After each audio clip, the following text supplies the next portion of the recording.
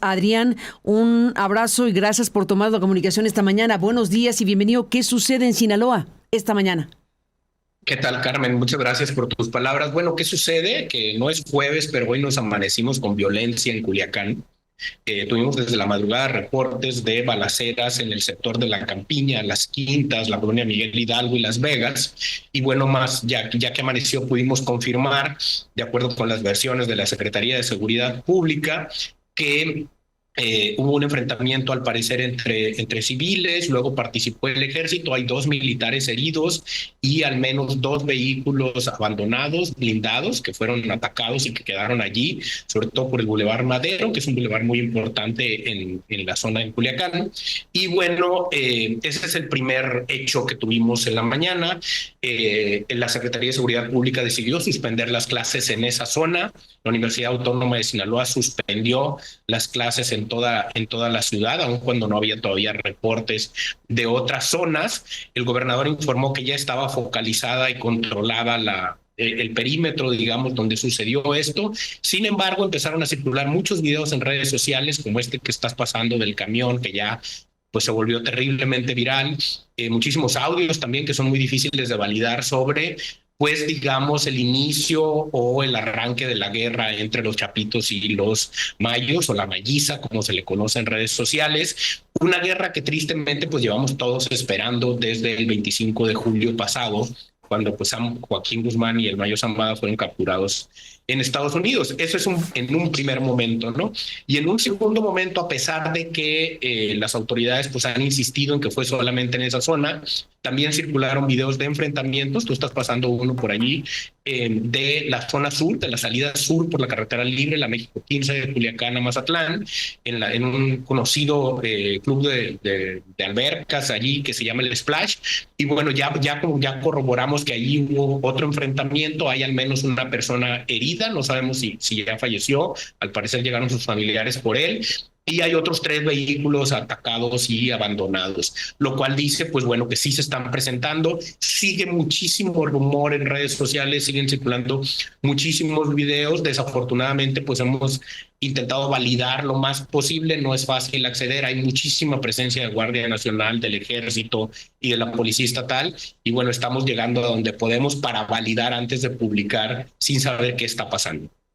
Para validar antes de publicar, efectivamente, estamos en un momento donde te queda alguna duda de que esto que está ocurriendo tiene que ver necesariamente con la disputa entre la Mayiza y los hijos del Chapo, en la disputa de poder a raíz de la entrega o la captura o lo que haya sucedido, porque siguen las preguntas abiertas de realmente qué pasó, Claro. ¿no? O sea, en el realmente qué pasó. ¿Tú crees que lo que está ocurriendo esta mañana de lunes, que no de jueves, ya nos explicas por qué la aclaración, de lunes, que no de jueves en Culiacán, tiene que ver sí o sí con eso? ¿Por qué digo que de lunes y no de jueves? Porque los dos culiacanazos, la desaparición masiva y el pasado 29 de agosto, que la psicosis hizo de las suyas en Culiacán después de unos enfrentamientos en paredones, son en jueves. Y parece que nos gusta a los culichis que los jueves se pongan así intensos, ¿no? Obviamente lo digo con todo el humor negro del mundo, pero... Sí, nos queda el humor un poquito, pero sí. Pero Adrián, a ver, te pregunto de nuevo. Aquí, bueno, en lunes, que no en jueves, estamos frente a esto y te digo, la pregunta es si sí o sí esto que estamos aquí escuchando de ti tendría que ver con una disputa de poder entre los mayos y los chapos. Bueno, creo que en esta ocasión sí.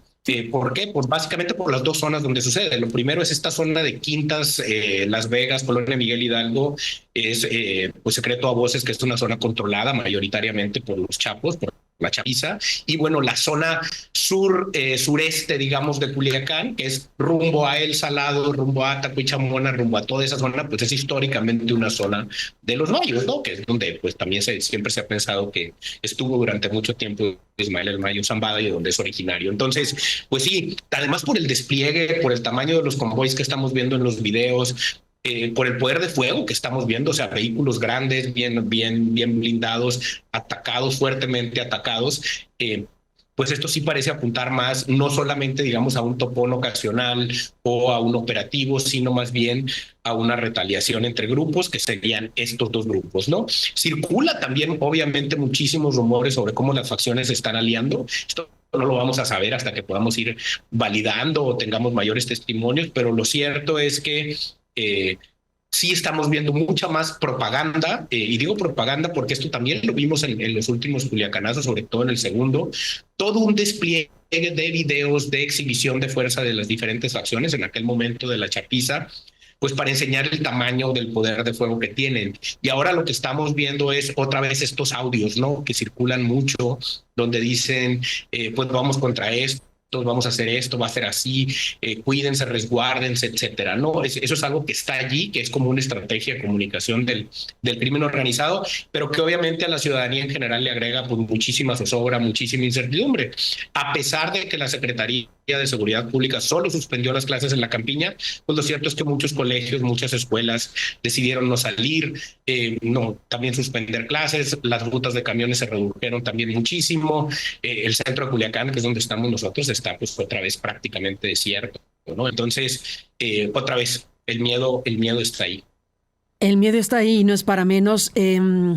Dos militares heridos, es decir, hubo heridos por parte de las fuerzas, en contra de las Fuerzas Armadas, lo confirmó el gobernador. ¿Qué te parece el mensaje del gobernador más temprano?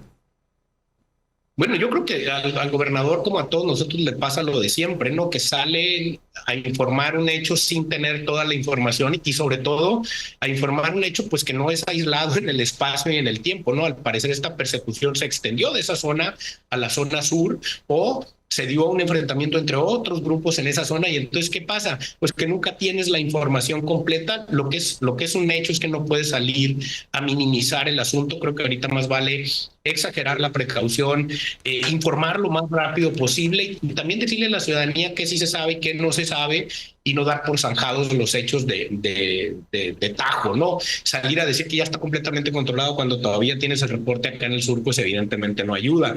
Y no ayuda también porque hay muy poca credibilidad por parte de la ciudadanía hacia las autoridades. Y bueno, en la medida en que por un lado estás diciendo que está tranquilo, pero por el otro lado la misma SEDEN está asegurando otra zona con vehículos, con heridos, pues son versiones que chocan en el imaginario y que evidentemente no le hacen sentido a la gente. Dime una cosa, Adrián, estamos frente a un asunto en donde me pregunto cómo has visto las cosas tú desde el punto de vista periodístico y analítico de la información disponible. ¿Qué sucedió con el Mayo Zambada hasta el momento en que estamos tú y yo? Bueno, tenemos muchas versiones. ¿Por cuál te inclinas respecto a qué pasó aquí? ¿Qué tipo de circunstancias se dio con el cártel de Sinaloa, con este capo de capos que por décadas jamás había sido capturado? Dime tú qué piensas sobre el tema. Yo sí creo que evidentemente ambas facciones han tenido un diálogo con las autoridades estadounidenses por muchos años, no solamente estos personajes, sino muchos otros. Ahí o sea, ambas facciones, los Chapos y los Mayos.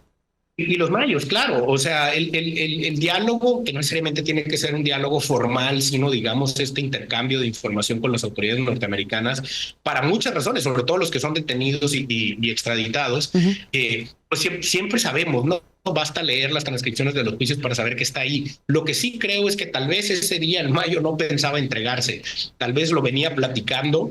¿Por qué lo creo así? Básicamente por dos razones. Una, porque queda muy claro desde que los dos son detenidos y asegurados por el gobierno norteamericano que Joaquín tiene una ruta legal muy clara, se va a Chicago, está allá, no ha habido más declaraciones de parte de sus abogados más que las iniciales, mientras que el Mayo pues se queda en Texas, da la pelea por quedarse en Texas, no quiere ser trasladado a Nueva York. O sea, parecería que ahí no había un plan legal para decidir qué hacer con él a partir de que estuviera del otro lado de la frontera, y eso te dice pues que eso no estaba tan planchado, ¿no? Esa es una de mis interpretaciones. Y la segunda es el asesinato de Héctor Melesio Cuen. O sea, si eso todo hubiera estado, digamos, planchado y acordado, creo que no lo hubieran asesinado. La pregunta es por qué lo asesinan.